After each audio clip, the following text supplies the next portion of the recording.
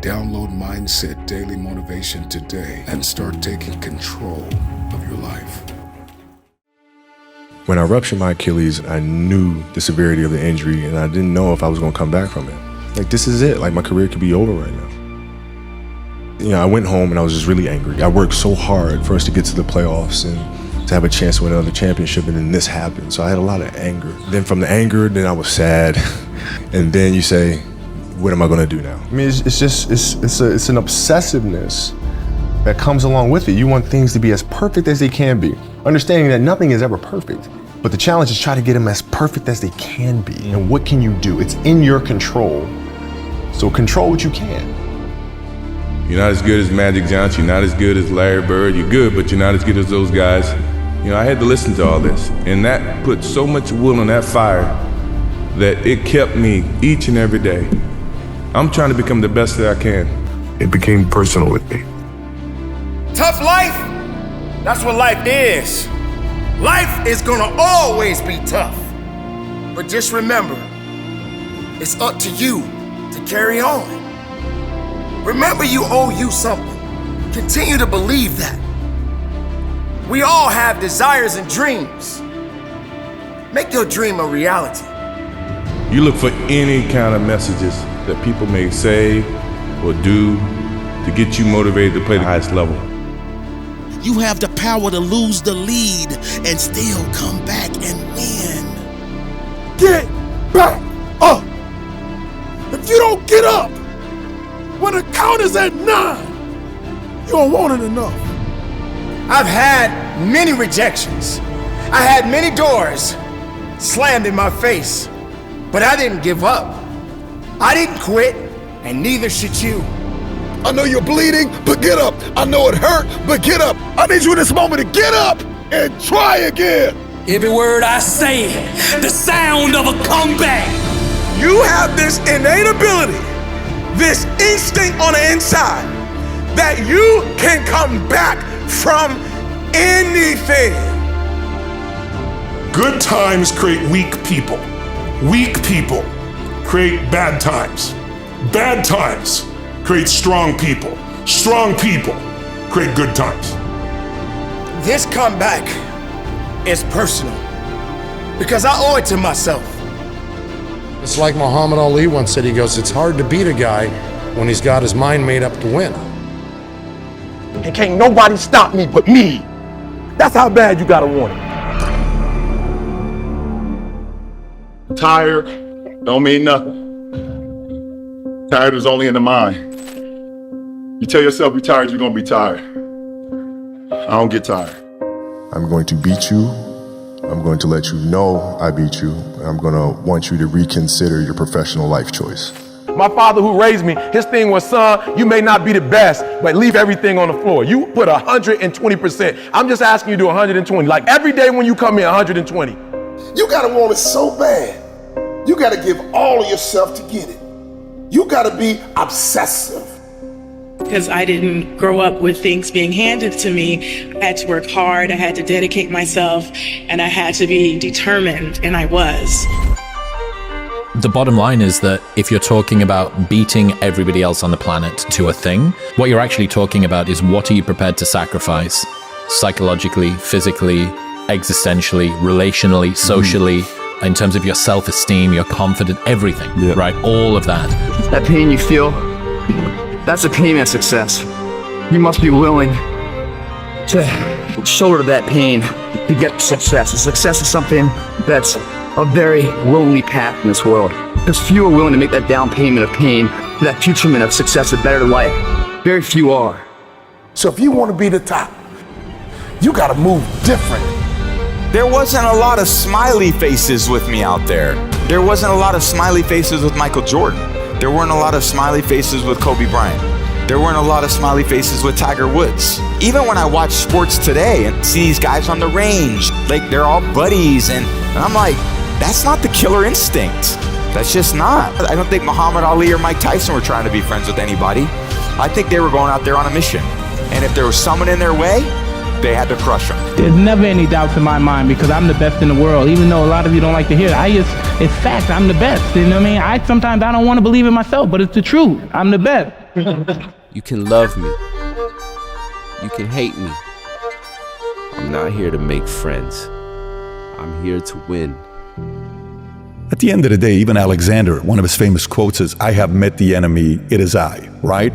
And although that is one element of an enemy, that's great. We need that.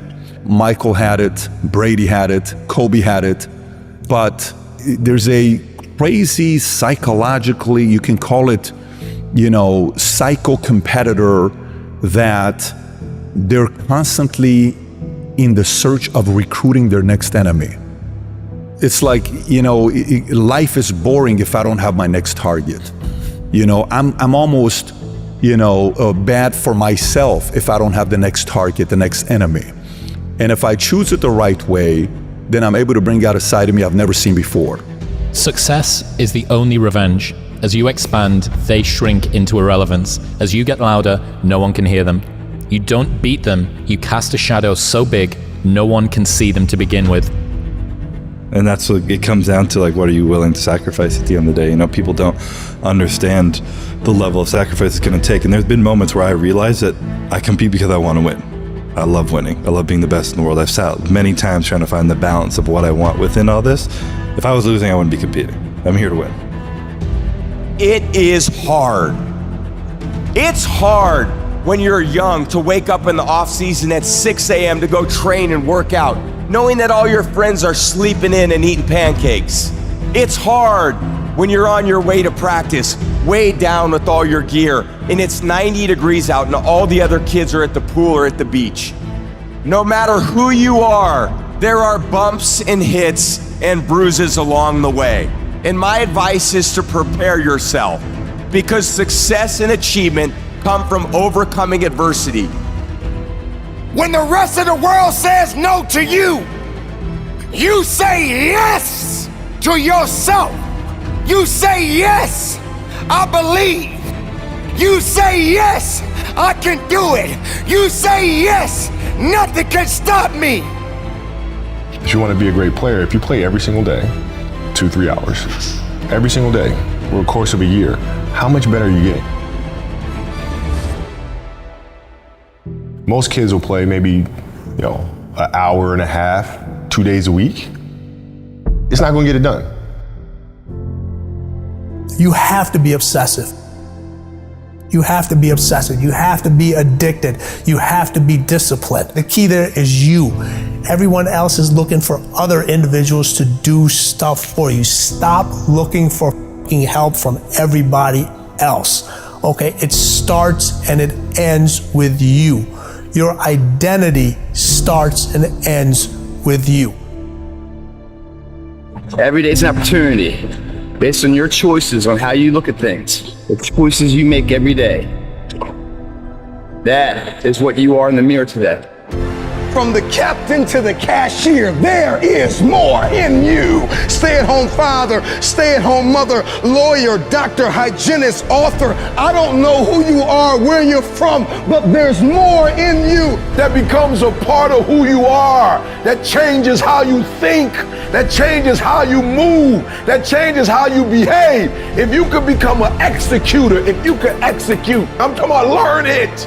I'm talking about put it deep within, not you hear it. You have to realize that there's always work to do, and you want to be the hardest working person in whatever you do, and you'll put yourself in position to be successful. Muhammad Ali said, suffer now and live the rest of your life a champion, because he knew that the training wasn't killing him. The training was making him. It was forging him in fire. I got the trust that nothing out there can stop who I am inside. You got to stand on your faith. You got to stand on your strength. You got to stand on who you are. I will rise again and I will push. I will be the victorious one. I will conquer. Listen to me. If you work for it, if you're willing to put in that sweat, that blood, and those tears, baby, I'm telling you, you can have what you want, be what you want, do what you want. Are you hearing me? Don't give up. Don't give in. You hang in there. You hang in there, because if you quit right now, you ain't gonna never see it. You ain't gonna never get it. But if you hold on, baby, but if you hold on, everything you dreamed of, everything you envisioned, everything you worked for, it's coming. If you work hard, you can't have it. It ain't nothing you can't have. You deserve it. It ain't nothing you can't have if you're willing to work for it. Look yourself in the mirror and ask yourself, how much more can you take? What tried to kill you only made you stronger. So what are you waiting for? You have greatness within you. I was born David Goggins. David Goggins wasn't good enough. He was a scared, bullied, abused kid who struggled in life. And that kid, whenever something got tough, no matter how hard I trained, no matter how ready I was, whenever something got tough for me, David Goggins, the real David Goggins, would come out and he would quit. So I realized this over a period of time. So I had to build Goggins. And in that process, that's where I get better. You get to face a lot of shit, young man. You got a long journey ahead of you, because you're gonna find out that while your dad did a lot of shit to you, you're gonna have to make it on your own. Because this world we live in is tough. It's tough. It will beat you down. The world and the life that we live in is the ultimate competitor. The world's tough. The world's tough. It will try to take you out. It will find your weakness and it will just hammer you. So it's time to get back to work. Get back to work. Stop hearing yourself talk. Get off the podcast. Don't be on social media too much. Cut out all the fucking noise. Get back to the fucking mental lab, because that's where the knowledge came from. It is hard. It's hard when you're young to wake up in the off season at 6 a.m. to go train and work out, knowing that all your friends are sleeping in and eating pancakes. It's hard when you're on your way to practice, weighed down with all your gear, and it's 90 degrees out and all the other kids are at the pool or at the beach. It's hard to throw, catch, block, and tackle, and hit kids when they're way bigger and way more developed than you, only to go home that night bruised and battered and strained, but knowing you have to show up again the next day for just the chance to try again. But understand this, life is hard. No matter who you are, there are bumps and hits and bruises along the way. And my advice is to prepare yourself, because football lessons teach us that success and achievement come from overcoming adversity. I remember being downstairs for like the 4th round and that came and gone. And the 5th round, you know, was coming and going, and all these other guys were getting picked, and it was hard. I remember taking a walk with my dad and mom around the block. Sorry about that. It was just a tough day, you know. You know, finally when the Patriots called, I was so excited, you know. I was like, I don't have to be an insurance salesman, you know. All those experiences that we think are the hardest things in our life end up being the best experiences in our life, because if you approach it with humility and you look inward, they become the best opportunities for growth and learning. Because I developed this work ethic in high school, and I realized, man, if I want to be good, I gotta wake up in the morning, I gotta do the extra work, and I gotta show up when other guys aren't, and I've gotta learn, I've gotta continue to be open to learning. To be successful at anything, the truth is you don't have to be special. You just have to be what most people aren't. Consistent, determined, and willing to work for it. Integrity, purpose, determination, and discipline that it takes to be a champion in life. No shortcuts. It was a tough battle for me. It was a tough go. It was tough in high school. It was really tough in college. if I want to be the best, I got to beat the best. And this is where the best are. I said I wasn't the prodigy. I learned about work ethic. I learned about resilience. I learned about gaining the trust and the respect of my teammates and coaches. I learned about how to dig deep within myself, a long way from home without a ton of support, to still try to find a way to succeed in this situation that I really wanted to be in because it was the best for me anyway. Focus on what you can control. Focus on what you're getting, not what anyone else is getting. Go out there and treat practice like no one else does. And I did that every single day. I didn't care about going to all these different places and doing those things. I just wanted to be my best. The team believed in me. I didn't want to let them down. What's the choice you get to make every day to wake up and say, all right, this is where I'm going to focus my time and energy? How disciplined are you to maintain that routine over a period of time? And I think that will determine your level of success. Be proud of that man that wakes up every day and does the best that he could do with his priorities. Did you always have an absolute killer instinct where I'm gonna show you, I'm gonna prove the wait to see what I'm gonna do, I'm gonna kill this guy when we face him?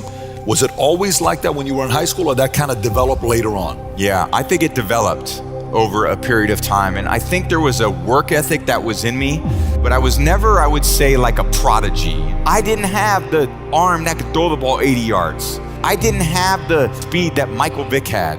I didn't have the size that a lot of guys had, but I did have something inside of me that no one could see from the outside, this level of discipline that I could accomplish something that was really important and really special. I wanted to be a great football player. If I was gonna be a great football player, I wanted to compete against these other guys, and they were all better than me. Don't worry about all these things that are out of your control. Focus on what you can do. Focus on the 2 reps you got. Fuck your tired body, fuck that unmotivated mind, and get out there and do it anyway.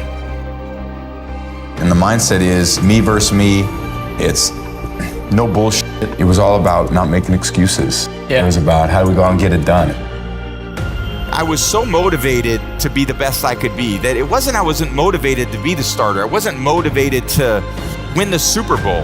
I just was motivated to give my best, do the best with the opportunity I got, and to never let my teammates down. Those were my motivations.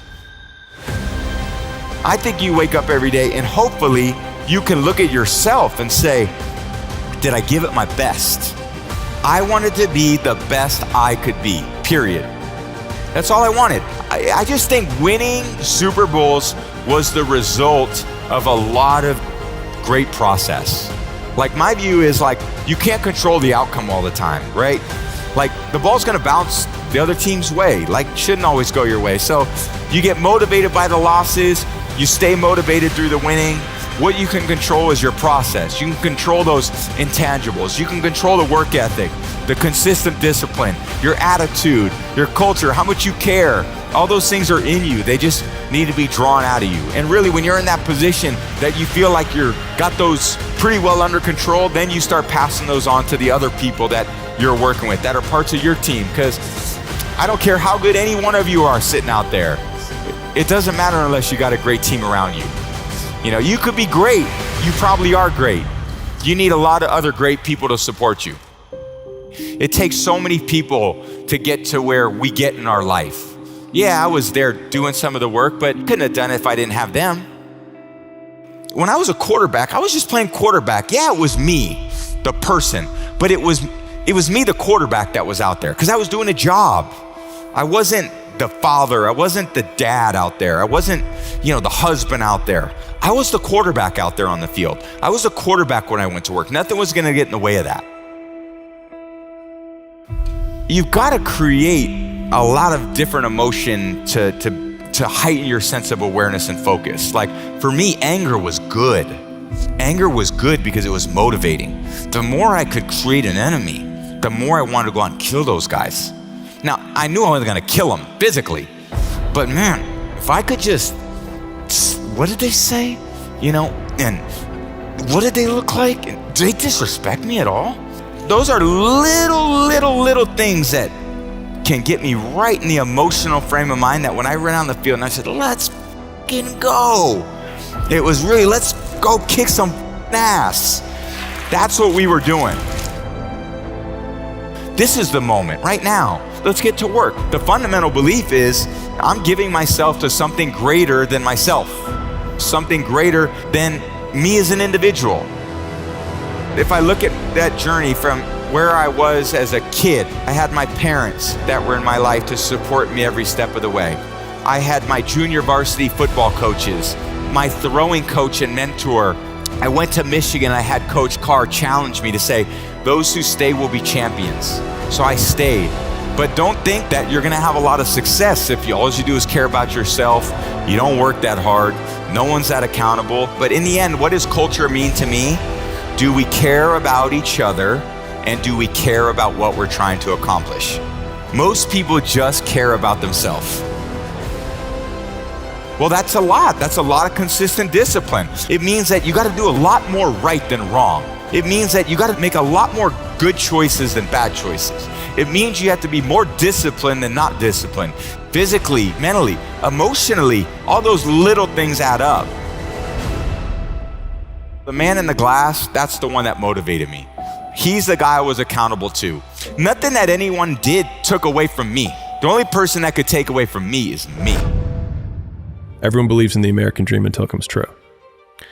And I remember, because what had happened was everybody, when I was sleeping on the gym floor, right? Like, you know, I was the underdog. You know, my clients were all like, "Oh, good for you. You know, you're going after your dream." And they'd see my blanket and my pillow in the corner of the gym, and they knew I was sleeping there, and it was evident. You know, I lived there, and that everybody was like pro me. And then people would come in, they sign up like, "I'm gonna support you," right?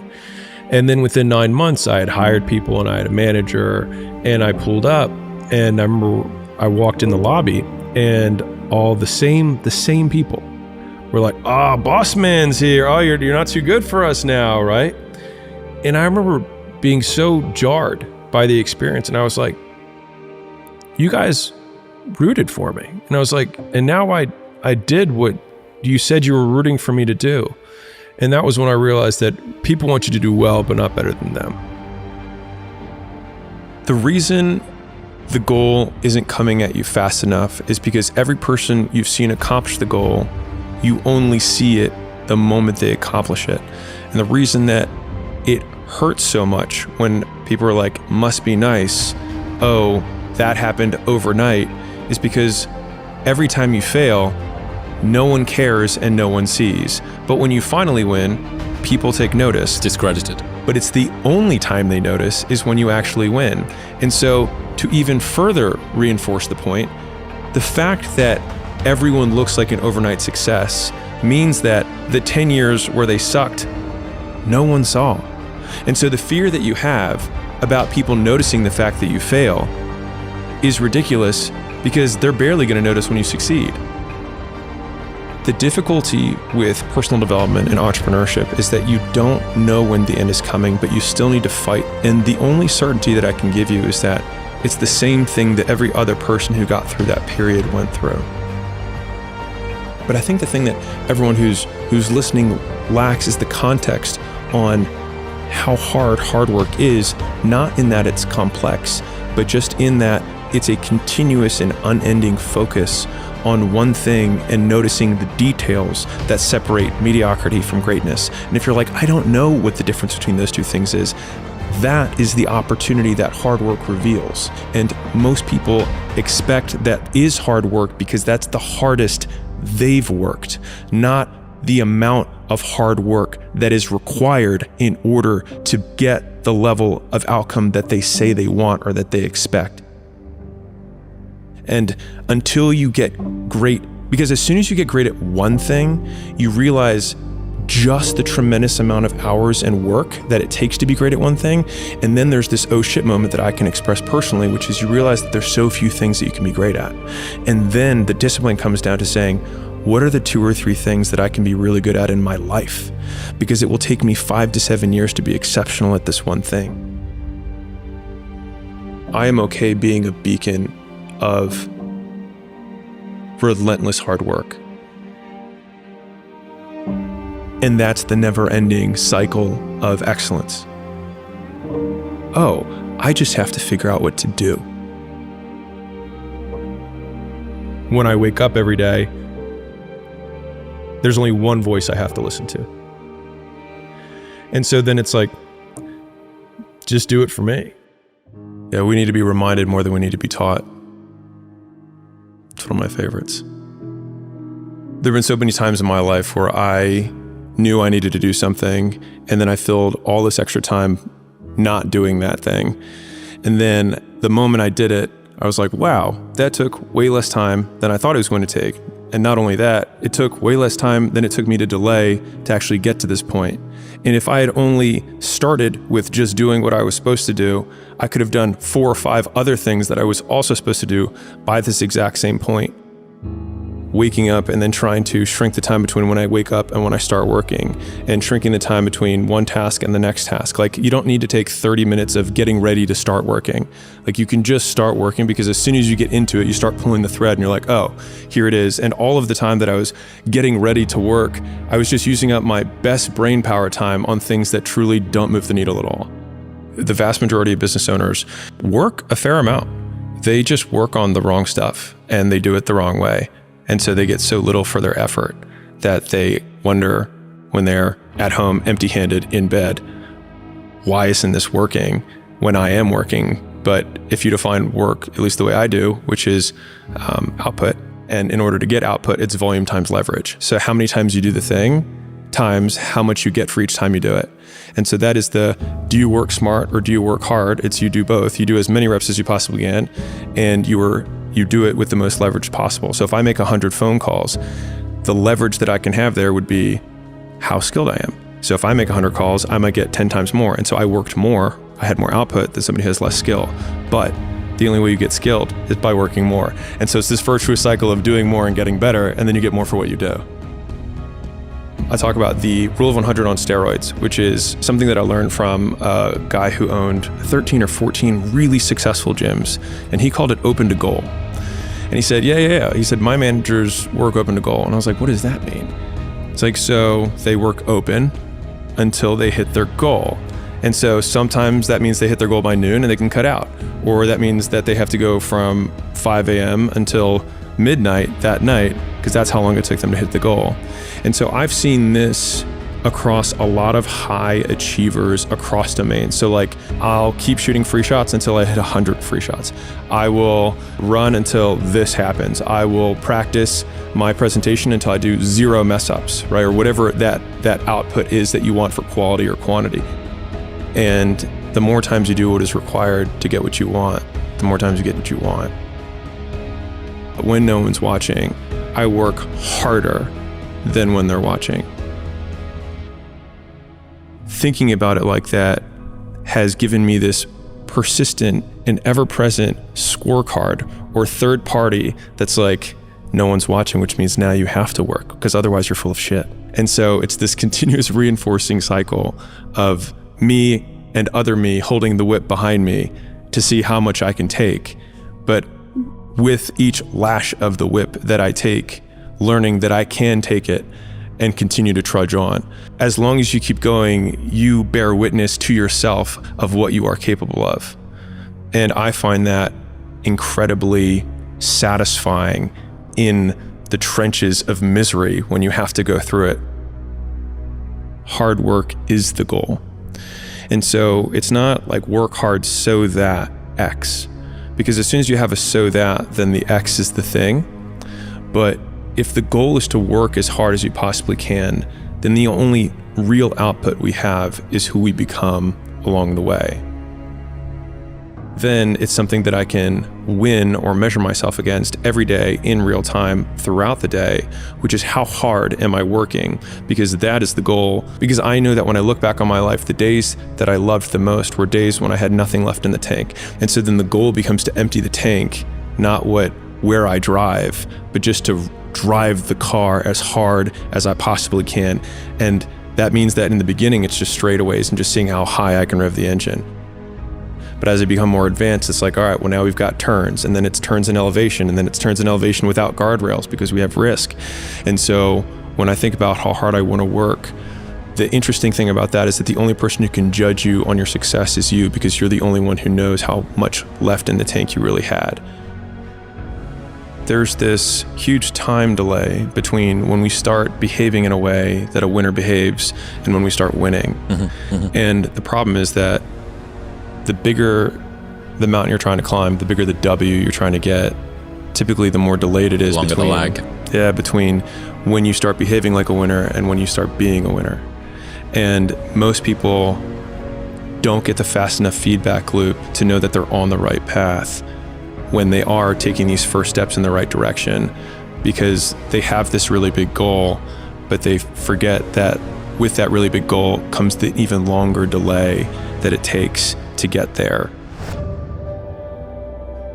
Those times when you get up early and you work hard. Those times when you stay up late and you work hard. Those times when you don't feel like working, you're too tired, you don't want to push yourself, but you do it anyway. That is actually the dream.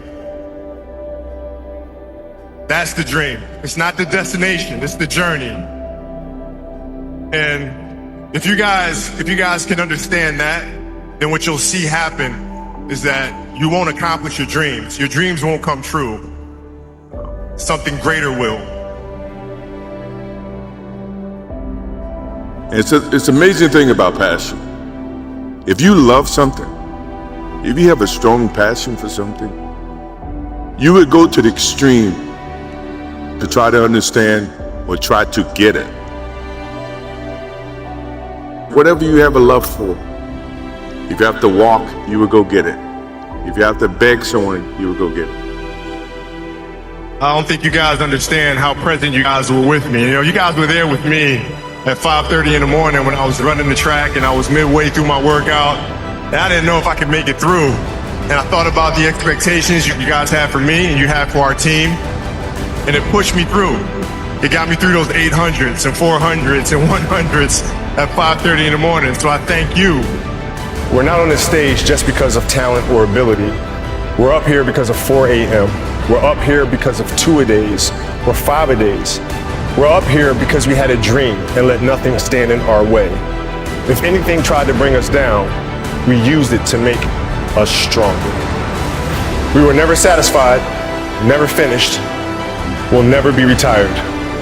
My high school English teacher, Mr. Fisk, he had this beautiful quote, and it read, "Rest at the end, not in the middle." And I took that to heart. I believe there's time for resting at the end, but for me, that time is not now. Thank you for this tremendous honor in acknowledging my basketball career, but I'm far from done. My next dream is to be honored one day for inspiring the next generation of athletes to have a dream, sacrifice for it, and never ever rest in the middle. Rest at the end, not in the middle. Be yourself. That's it. Be you. Be you. There's no gimmick. You don't have to contrive anything. Who are you? Where are you today? What is your story? Where does that come from? And if you guys can understand that, then I'm doing my job as a father. Thank you guys so much. I love you. Mamba out.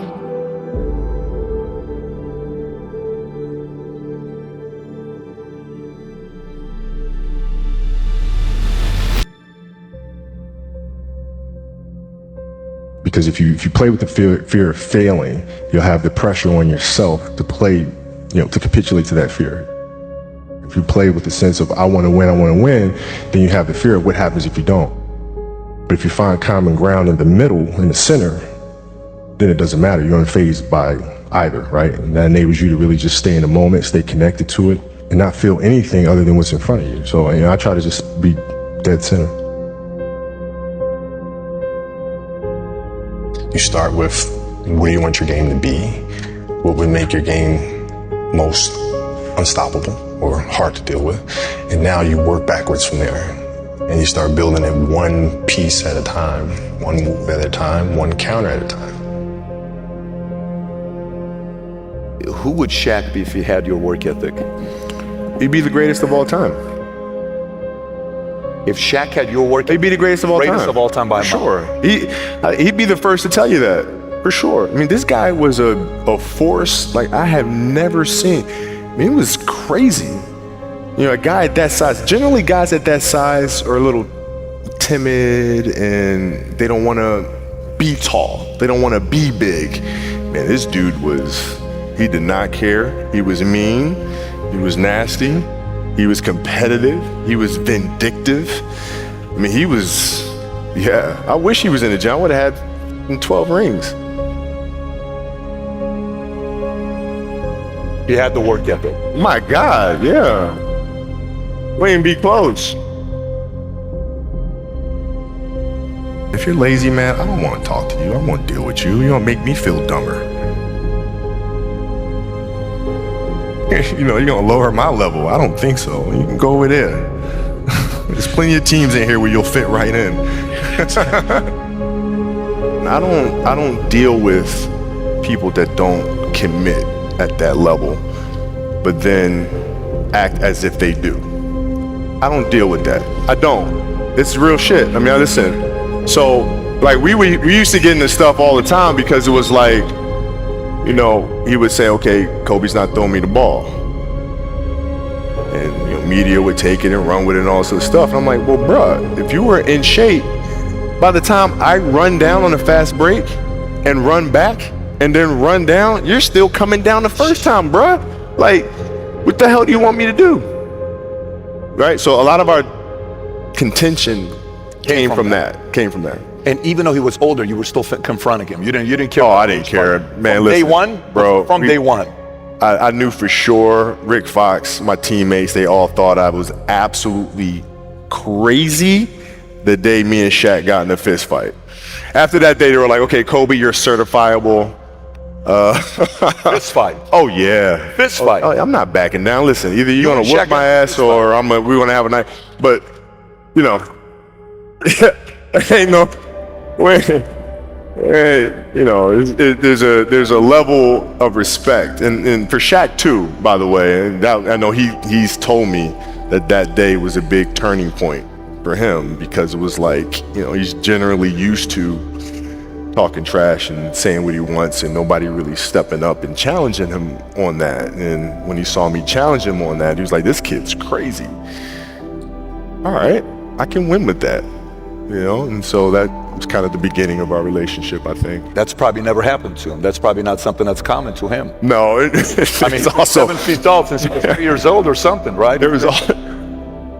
This is all coming back to me right now. There's also a game in Phoenix, my first year we were playing, and he kept posting up, but they kept fouling him, so he kept going to the free throw line. He kept missing them. And so he'd throw the ball out to me. I'm not throwing that back in there, right? So I kept shooting him, right? So we get in the timeout, and he's like, hey, I'm open. I'm like, okay. And so we go out, and same thing, hey, I'm open. Okay. There you go. Come back in. Hey, dude, you gotta throw me the ball. I said, man, f that. Get it off the rebound if I miss, bro.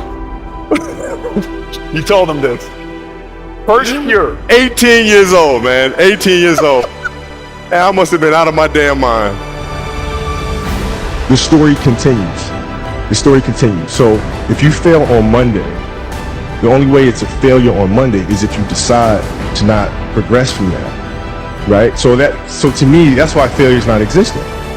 Because, you know, if I fail today, okay, I'm gonna learn something from that failure and I'm gonna try again on Tuesday. Those times when you don't feel like working, you're too tired, you don't want to push yourself, but you do it anyway. That's the dream. It's not the destination, it's the journey. Success without fulfillment is the ultimate failure. Like, success is getting what you want. Fulfillment is living what you're made for. Fulfillment and success, they're not even the same universe.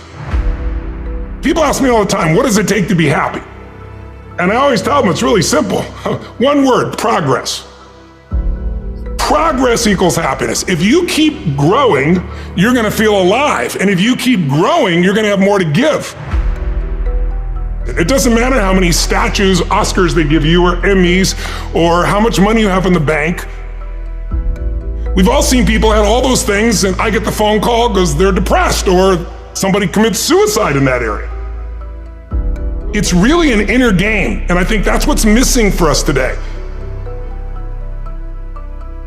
Everybody's focusing on the outside world, and hell, there's a lot of things in the outside world you'll never be able to control. You can influence, but you can't control it. This, your mind, your emotions, your body, you have 100% control over what you do with these things, and that's where the game is won. You win the inner game, then you win the outer game. But a lot of people spent their life trying to win the outer game, they won, and they're miserable. Someone can tell you your whole life you're a piece of crap, but you can say, screw you, read between the lines, and make your life work. Someone can tell you your whole life you're beautiful, you're intelligent, you're the smartest person in the world, and you don't believe it. Because self-esteem doesn't come from what people say about you. Self-esteem is earned within yourself. It's esteem for yourself, which only comes by doing things that are incredibly difficult, and then your brain goes, this is who I am. You really got to figure out what you're made for, and nobody knows in the beginning. So you start where you are and you do what's in front of you, do what's next, and you keep growing until you start to discover, hey, this is my real passion. So identity is the number one thing I work to change with people, to expand it. Expand your own sense of who you really are and what you're capable of. And the mindset has to be destroy any limitation and move forward, move forward, move forward. I think passion is the genesis of genius. If you've got enough passion, you're gonna find answers nobody else does. But most people run out of fuel, meaning they get tired, they get exhausted, they get burnt out, they get, the law of familiarity. They're around something so much, they take it a little bit for granted. And I've managed to see something in myself that I've found in every great leader that I've ever respected, and that is, I value intelligence immensely, but I know really smart people can't fight their way out of a paper bag pragmatically, right? What I see as the one common denominator of people that are successful over a lifetime is the sustained hunger. Hunger is the number one factor.